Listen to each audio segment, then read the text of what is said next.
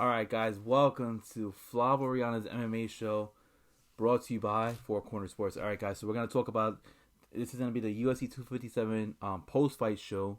All right, and if you guys ended up watching UFC 257, headlined by Conor McGregor versus Dustin Poirier. Yes, I am wearing a Conor McGregor T-shirt, and I'll talk about that fight immediately.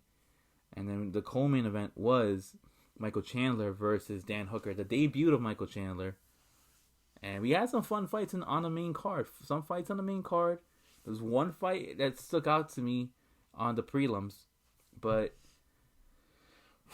alright, so let's just get to this, straight to the main event. So the main event was headlined by Dustin Poirier versus the notorious Conor McGregor. The Diamond himself wanted to avenge a loss that he had 6 years ago against Conor McGregor. Conor ended up knocking out Dustin Poirier in 2014 in 90 seconds, and the rematch is finally here. We were able to witness it. I'm over here rocking my UFC Conor McGregor t-shirt. Obviously, you could tell that I wanted him to win, but I actually didn't have a particular favorite. I was wearing this shirt because I predicted, if you look back on the previous episode that I made, that I predicted that Conor was going to win. Now, I got myself some proper 12, watched the fights. It was a good night. But wasn't everything expected, and not everybody in the camp of Conor McGregor was probably happy on how the fight transpired. Because Dustin Poirier came to play. And immediately it started off in the first round. First round, Conor was using his punching. You know, he started using his boxing. He's just displaying his boxing. Very, no pun intended, but very notoriously known for his boxing. Was displaying his boxing. He caught Dustin a couple of times with that jab. But Dustin, he followed the game plan that Mike Brown displayed, and he ended up going with the takedown. It caught Conor McGregor by surprise. It caught me by surprise because I was not expecting Dustin Poirier to shoot a double leg takedown to start the first round after 30 seconds of a scrum. So, so Conor was smart. He backed himself up to the gate, to the cage. He backed himself up into his corner where he allowed Coach Kavanaugh instructions, step-by-step instructions to get himself out of that position. Conor landed a couple knee shots to the liver, and then they were in pummels, and then that's when you had Poirier and McGregor both throwing, shoulder shots, and they were talking smack. Dustin was like 1 for 1, you got me, I got you, and Conor just threw everything, bah, right there. Hit him right flush in the nose, and it didn't really stagger Dustin at all. It didn't stagger him at all. And then they were able to get out of it. Then they were trading shots. Conor ended up landing a clean left straight punch, which it ended up hurting Dustin. And then Dustin ended up responding back, hitting Conor right dead on the chin. And Dustin was talking smack. I mean, this is how you know that Dustin Poirier was very comfortable in the game plan that Mike Brown ended up, displaying for him. And after that, Dustin Poirier was attacking that leg. He, I believe, landed at 9 leg kicks. And Conor McGregor was not checking, not even one of them. Was not checking a single one of those leg kicks. And I'm like, oh no, this is going to be bad for Conor because this is already round 1. Now, ending round 1, a lot of analysts, I even responded to an analyst on Twitter. A lot of analysts were saying that Conor McGregor had won. Javier even said the same thing too. I said Dustin Poirier won. Reason why Dustin Poirier, in my eyes, won round 1 was because of the fact that, 1, takedowns. Takedowns is key. Sure, Conor was advancing more, and that's going to be more points in the eyes of the judges. If you're able to pursue pressure, you're able to advance, make sure that your opponent is backpedaling, then that's going to open up, a lot of stuff for you. And Conor was landing a couple clean shots. I mean, he landed an elbow. He landed a couple, left straight punches, landed the right hook. But Dustin took him down, had some ground control. he also responded back, and then the leg kicks too. In my opinion, that was good enough to win round one. But they ended up giving it to Conor. All right, fair enough. No problem there. Round two, we're going into the same scenario. Conor keeps on getting hit with the with the low leg kicks, but then Conor starts trying to go for a high leg kick himself. Utilizing that to display to Dustin, like, hey, like, I can kick too. But I felt like it was already too late because that leg was getting compromised, and it was starting to limit the fact on how Conor was able to move around the octagon. And Dustin realized that, so then he was able to be a little more looser and then focus in on the boxing. He was able to focus on the boxing, and Conor McGregor was displaying more of his boxing. I think he was more boxing oriented going into that fight, hoping that the same result that happened 6 years ago was going to happen in UFC 257. And he was able to land a couple of good punches, but then after the leg was compromised and Conor was not able to move around as fluently that he normally does, then Dustin was able to release that onslaught. And then once I saw that Conor was ducking and dodging, doing shoulder rolls, I'm like, this is going to be over soon if Conor can't get out of the second round. And Dustin released the onslaught, body punch, left hook, right hook, left hook, overhand, right dead straight into the nose. And I was just telling this to my girlfriend. I was like, look, it doesn't matter how strong you are. You get hit here, you're going to go down. There's no ifs, ands, or buts about that. You're going to go down. And I'm like, wow, this is ridiculous. And I was like, wow, this is ridiculous. And then Dustin got the biggest win in his UFC career. I believe a bigger win than him winning the interim title. And congratulations to Dustin Poirier, avenging the loss and, now evening up the series 1-1. So what's next for Dustin? What's next for Dustin is that, hey, right now, in my opinion, he is due next. Whoever wins between Justin Gaethje and I was about to call him Chucky Alice because that's what the media is giving him as a nickname, Charles Oliveira. I believe those two are, whoever comes out of that fight as the winner is most likely going to end up getting a title shot. But that goes into that goes into the co-main event, the lightweight matchup between Dan Hooker and Michael Chandler. So Michael Chandler was making his UFC debut, a former champion from Bellator. He had some losses. I think he ended up losing to Patricio Pitbull. His last fight was against Benson Henderson, and he ended up winning, convincingly, by knockout. But now he's facing one of the top lightweights in the world in Dan Hooker. And Dan Hooker is no slouch whatsoever. I mean, go back to that fight last year with Dustin Poirier versus Dan Hooker. And that in my opinion, was ranked number 3 in Fight of the Nights for the year. So Dan Hooker is no slouch. He took that fight. He wanted to see what Michael Chandler was about because considering that the UFC was already pushing Michael Chandler, giving him a promo, making sure that he is the backup to Justin Gaethje versus Khabib back in October. So now, like what's up? Let's see what happens. So Dan Hooker was out there.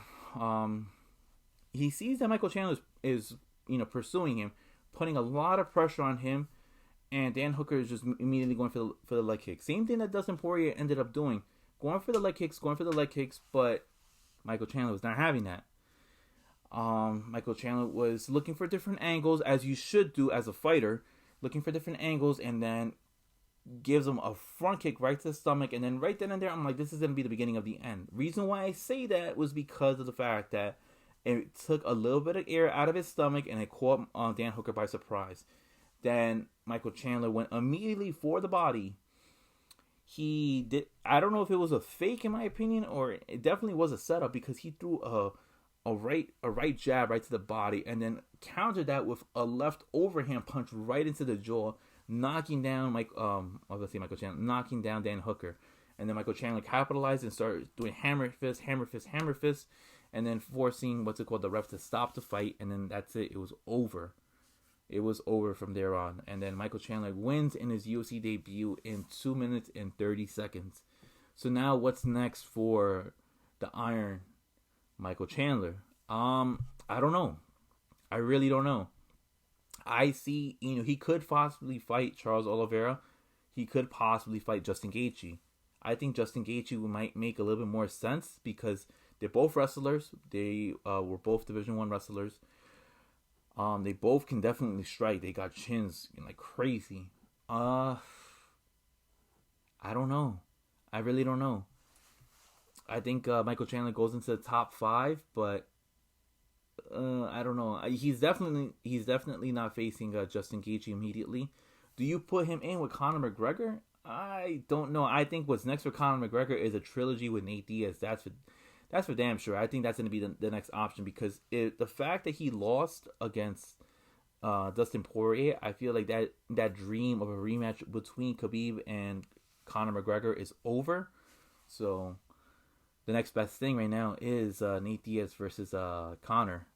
But as for Michael Chandler, I don't know. I would say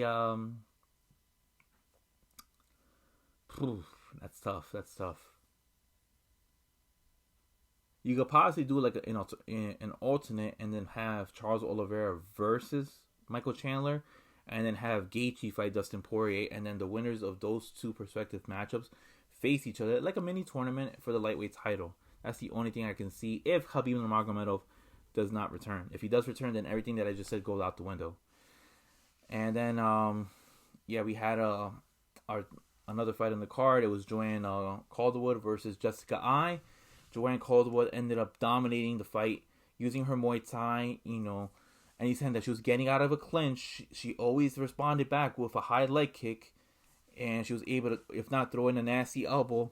And like I said before in that previous episode that I ended up releasing, that Jessica Eye, I feel like she's on the decline. I know that she got surgery. She was able to recover. She was able to make weight properly. But I just feel like Joanne Calderwood is just better. And do I see her fighting Valentina Shevchenko next? No, I do not. I think the next person in line is Jessica Andrade. I see Joanne Calderwood fighting most likely somebody like a Caitlin Chookagian. Just because I feel like Caitlin Chookagian is that gatekeeper in the top 5. So that might make more sense. Maybe, if not Lauren Murphy, who knows? But that's something that I see for Joanne Calderwood. As for Jessica, I have no idea what's going to happen with her next. There's tons of different possibilities because she's going to fall now further down in the rankings in the strawweight division. And then we had a matchup between Andrew Sanchez and we had, can't pronounce his name, that's why I'm looking at my phone right now, Magomed Muradov. Now, I had picked Andrew Sanchez in the previous episode winning by decision, but I was wrong because Magomed Muradov was able to utilize his punching power, and man, in that third round he ended up staggering Andrew Sanchez. The mullet himself staggered him. He looked like how what's his name, the guy that Donald Cowboy Cerrone ended Hernandez, I can't remember his name. It's not Fluffy Hernandez. Alex Hernandez. Yeah, he looked like how Alex Hernandez got hit when he got hit by Cowboy Cerrone. So Andrew Sanchez after that was done.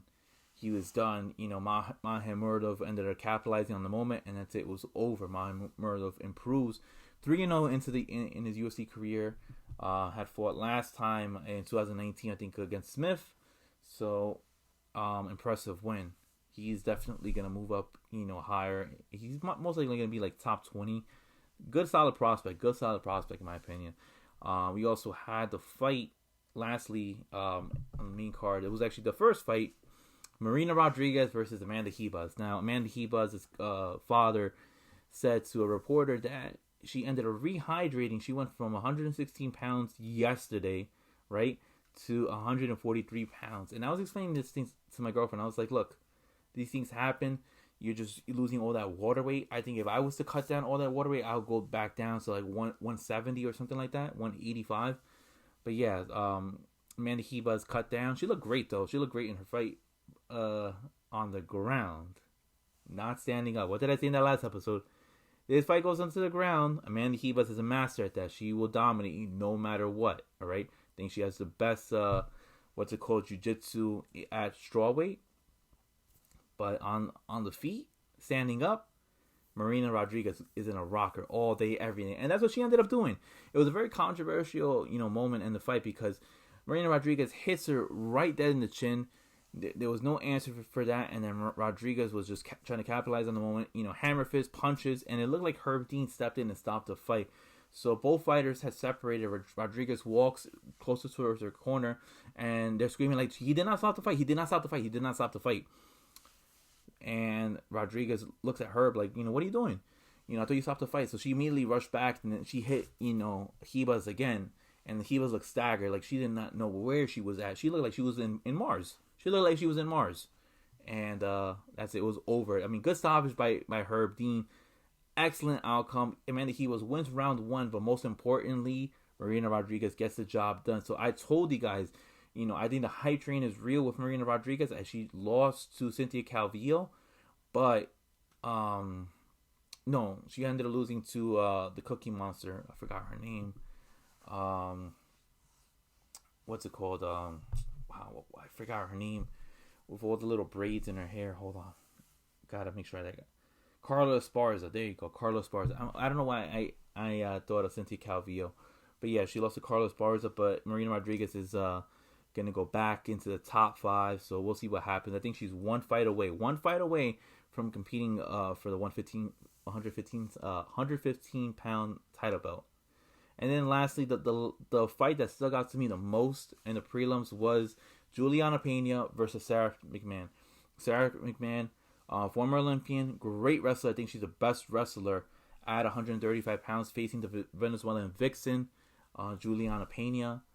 And I felt like McMahon won round 1, utilizing her wrestling. I think Pena was able to get accustomed to that, and then utilizing her elbows, winning round 2. It was more of a ground game, more of a grappling matchup. But then I felt like Juliana, tired out Sarah McMahon with using the wrestling, rolling around with her, and then utilizing the chokehold, forcing McMahon to tap out. And Juliana Pena was on that mic and was saying that Amanda, Nunes, stop ducking me and stuff like that. Amanda Nunes responded on Twitter saying that no one's ducking you, and anytime that I was trying to fight you leading up to it, you ended up losing. And then Amanda Nunes' wife, what's I forgot her name, the one with the hat, she's a 125 pounder, forgot her name, Amanda Nunes' wife. Hold on, I gotta look this up. Hold on. Yeah, Nina Asroff. Nina Asroff was defending her wife as expected, saying, "Remember that one time you guys were supposed to fight, but then you lost." So yeah, that type of stuff is gonna end up happening. I feel like Juliana's one fight away from fighting at 135. She might need to get through, what's it called, Holly Holm if she doesn't fight Doreen Durandamy next. So that's the only thing I possibly think of. But look, guys, tell me what you think. You already got this far into the video. Please hit that like and subscribe button so you get more videos like this. And UFC 257 was crazy. I advise you guys, just buy the pay-per-view. Don't pirate it. Buy the pay-per-view. See it for yourself. Amazing matchups. Who do you think should fight next? Plus, we got more confirmation that of Usman and Burns is happening next month. You also have Alexa Grasso and Macy Barber there. You have the fight between Ian Heinisch and Kelvin Gastelum.